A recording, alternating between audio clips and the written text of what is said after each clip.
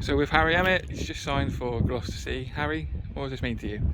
Yeah, obviously Gloucester City is always the point where I'm sort of aiming for. Obviously I've gone through the lower leagues, through Long Levens when I started, and Cinderford for the past 2 years. And I think Gloucester City is always sort of that aim for me, and to finally sort of get it done, that's perfect for me really. So How did it all come about from your perspective?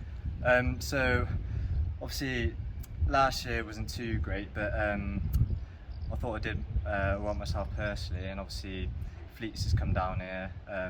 He's as coach now, so he's had a word with the gaffer and sort of let him know sort of about my playing style and how I sort of fit in. So obviously Fleets was a massive part in that, so he said come along, and yeah, we've had our first training session today, so everything looks good to start. So.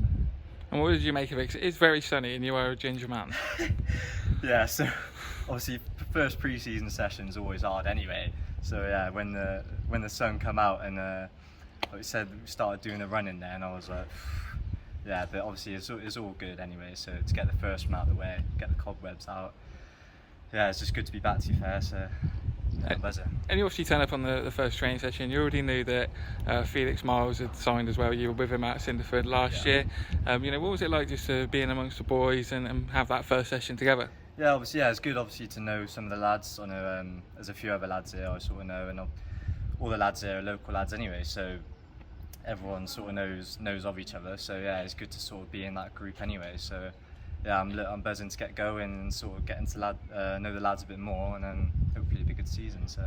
And obviously, as you mentioned, you have played at Long Levens. You were playing Stroud League football when you first started there. Got into the first team, moved on to Cinderford.